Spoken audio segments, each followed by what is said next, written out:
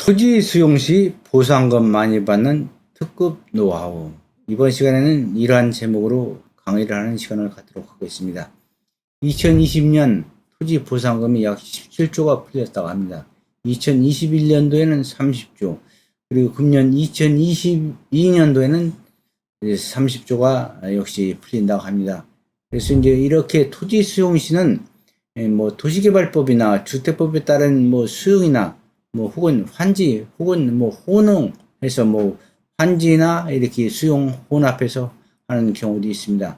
그리고 이제 공단 조성을 하는 국가에서 이렇게 이제 군사시설이나 공단 조성이나 이런 경우는 강제 수용을 하는 경우가 이제 많이 있습니다. 이렇게 이제 토지를 수용하게 되면 이주다 택지는 예를 이제 그냥 그 서울 인근이나 이 도시 지역이 아닌 지역에서는 이주다 택지를 통상 이렇게 주는데, 이주다 택지는 잘 협의를 해서 그대로 이제 살던 사람들이 집도 벼주고 이렇게 해서 이제 수용 보상금을 받고서 나간 경우입니다. 그러면 조성 원가의 70%의 이주다 택지를 보통 지역에 따라서 또 지방에 따라서 또 여건에 따라서 다르지만은 100평 내외가 이렇게 주어집니다. 조성 원가의 70%인데 이제 30% 정도는 이제 갭이 생기는 것으로 이렇게 생각할 수 있습니다.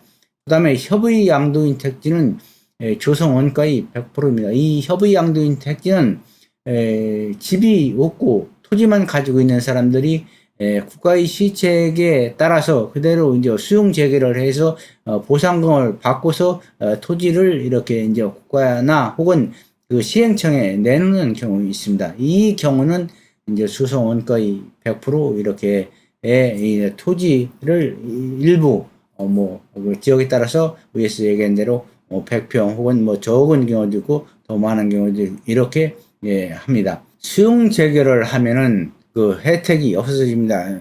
무슨 얘기냐면은 법적으로 이제 그 시행청하고 수용청하고 이렇게 다투고 싸우고 하다 보면은 그런 경우에는 혜택이 없어진다는 그 협의 양도시만, 그러니까 그렇게 국가나 혹은 시행청에서 어떠한 그 돈이나 어떠한 보상금을 제시할 때 거기에 그대로 이제 따르는 경우는 혜택이 있습니다. 그래서 협의 양도시에만 혜택이 있다, 이렇게 생각하시면 됩니다. 그리고 보상 단계는 그 협의 단계, 그리고 수용 체결과 이의 체결 단계, 그 다음에 사업 시행자와 협의 단계, 이렇게 있는데 통상 3단계, 4단계 거쳐서 나중에는 최종적으로는 행정소송까지 할 수가 있습니다. 결론적으로 얘기하면은 그 행정소송을 하더라도 처음에 그대로 준다고 한 그 금액에 크게 많이 넘치지는 못하고, 또 예를 들어서 국가에서 강제 수용하는 경우는 행정소송을 한다 해도 대부분 패소합니다. 다만 보상금만 한 10% 내외적으로 이렇게 증액이 되고 있는 것이 현실적인 사례입니다. 보상이 4가지가 있는데, 보상에는 33조의 건축물 보상이 있습니다. 이거는 이 건축물이 무허가든 실제 건축 허가를 받은 것이든 무허가라도 89년 1월 24일 이후에는 건축 당시로 해서 평가해서 이제 건축물을 보상을 하게 됩니다. 그리고 이제 45조에 따른 영업 및 영농 보상이 있는데 2년간 영업이익의 손실을 보상하고 휴업 보상은 3개월치를 합니다. 그리고 이 경우는 통상 3개월 이상 거주한 사람만 이렇게 인정이 되고, 또 지역에 따라서 이것이 늘어나는 경우도 있습니다. 그래서 일부 투기 세력이 이렇게 들어오는 것을 원천적으로 방지를 하고 있습니다. 그리고 농지 보상 같은 경우는 농업 보상은, 농업 손실 보상은 실제 그 소유자가 경작한 경우는 소유자한테 보상을 하고, 다른 사람이 대리 경작한 경우는 대리 경작한 사람에게 지급됩니다. 그리고 서로 협의가 안 되시는 50%씩 이렇게 해서 보상을 합니다. 그리고 70조 토지 보상이 있는데, 이 토지 보상은 일단 그 시행 측에서 이 감정평가를 통해서 공탁을 하고, 토지 보상을 안 받는 경우는 공탁을 하고 시행도 자주 합니다. 그러나 기타 보상, 예를 들어서 53조 58조에서 말하는 이 공작물이나 농축산물이나 수목 등은 이렇게 공탁하고서 시행을 하지 못합니다. 그러니까 이것이 일괄 협의가 안 되면 이 53조나 58조에 따른 공작물이나 예를 들어서 동물이나 뭐 수목이나 나무나 이런 것에 대해서 정상적인 절차로다가 보상이 이루어지지 않으면 시행청에서 사업 시행을 못합니다. 그래서 이 사업 시행자의 입장에서 판단하라 제가 그렇게 했는데, 사업 시행자 입장에서는 공기도 단축하고 여러 가지 그 사업 진행하는 측면에서 빨리 수용을 하고 빨리 수용 재개를 해서 해야지 여러 가지 비용 면에서 좋게 들어갑니다. 그러나 그 수용당하는 입장에서는 이렇게 그 저가로다가 이렇게 보상을 한다고 하는데 그대로 수용하는 사람이 없습니다. 그래서 이 사업시행자 입장에서 하라는 얘기는, 사업시행자 입장에서는 하루빨리 이것을 하려고 하기 때문에 이 보상을 한다고 할 때 토지보상뿐만 아니라 이 기타 보상, 공작물이나 농축산물, 수산, 수목 등도 일괄 보상을 해라. 그렇게 하는 것이 좋다. 그런 얘기입니다. 토지 건물은 예를 들어서 그 상대편에서 이의제기를 하고 수용에 협조를 하지 않으면 이 보상금을 공탁을 하고 진행을 해버립니다. 분묘 같은 경우도 예를 들어서 이제 그 임자가 이제 소유자가 정순이 나타나지 않으면은 나중에는 이제 공시를 하고서 공고를 하고서 강제 이장하는 경우도 있습니다. 그런데 이거는 이제 한참까지 그 임자를 찾기 위해서 이렇게 노력을 합니다. 수목도 통상 나무값을 보상하는 것이 아니라 나무 이전비를 보상을 합니다. 이전비를 보상하는데 죽은 나무값까지 이렇게 이제 감안해서 한 10% 정도로 해서 이제 보상을 하게 돼요. 동물은 와서 이제 목장에 감정평가사가 와서 보니까 소가 100마리 있습니다. 100마리 있는데 100마리를 따져서 이제 보상가에 이제 거기서 이제 그 사람들이 평가를 했는데, 나중에 와보니까 소가 이제 새끼를 뱄던 것이 나서 120마리가 있습니다. 그런 경우는 이거를 강제로다가 이걸 수용해서 이대로 진행을 못 합니다. 뭐 돼지도 역시 그렇거니와. 그래서 이런 경우는 보상에서 이제 누락되면 이 보상 못해 사업이 불가능합니다. 불가능하기 때문에 시행청 측에서나 시행자 측에서는 빨리 보상을 하기 위해서 뭐 이렇게 일괄 보상을 해더라도 이것을 이렇게 얼른 하려고 하고, 또 이것을 토지주 입장에서는 토지나 건물은 그냥 공탁하고 시행하면 그만이니까 이렇게 여기에 이제 분묘나 수목이나 동물이나 있는 경우는 이렇게 일괄 보상을 요청해가지고서 이렇게 하면은 보상 면에서 유리합니다. 그리고 이제 지난번 LH 사고 때 LH 투기원인이 사실 1000평방제곱미터 뭐 302.5평인가 이렇게 해서 가지고 있을지는 이제 수용시 아파트 분양권이 이제 가능하다 해서 이렇게 사실 한 건데, 이 협의 양도인 택지는 원래 택지만 가능했으나 최근 이제 서울이나 경기권 인근에서는 수용시 아파트 분양권도 취득이 가능한 걸로 바뀌었습니다. 그래서 이제 그렇게 한 거고, 이 공동 명의 있는 경우는 통상 예를 들어서 집이나 뭐 이런 경우는 거기서 대표자 1인을 하지,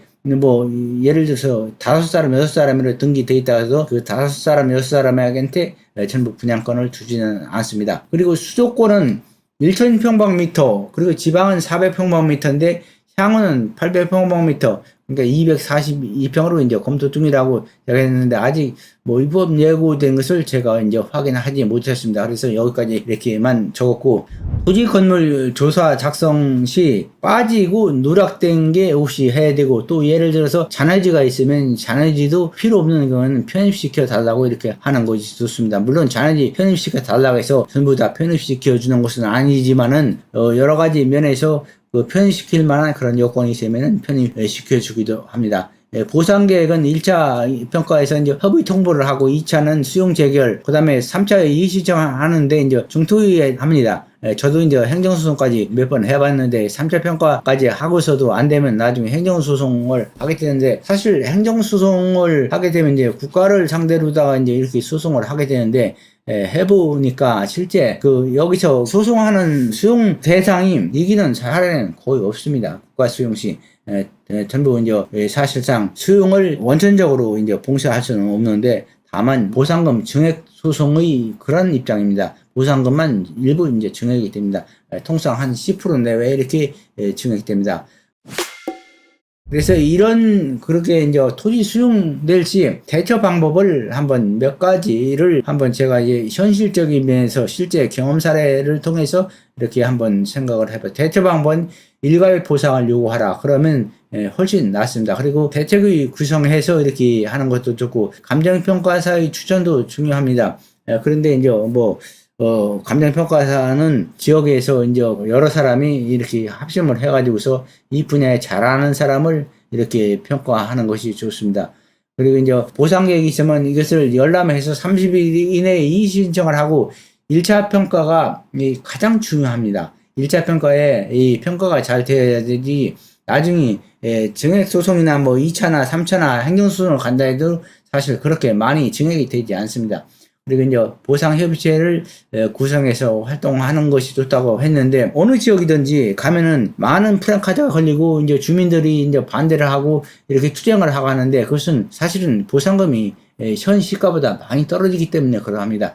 보상금이 웬만치 나오면 하는데 보상금이 많이 나오지 않기 때문에 그런 경우가 일어나고, 지난 그 남대문 화재 사고도 사실 그것이 진실 여부를 제가 모르게 신문에서 봤습니다만은, 그때 당시 일산에서 토지가 수용당했는데, 당시에 한 시가가 한 300만 원 가는데 7, 80만 원인가 이렇게 수용당했다고 해서 술 먹고 이렇게 억울하다고 와서 불질로, 이거는 당연히 용납될 수 없는 죄이고 그렇게 해서는 안 됩니다만은, 대부분이 그 많은 지역에서 이제 보상금이 사실상 이제 적게 나갑니다.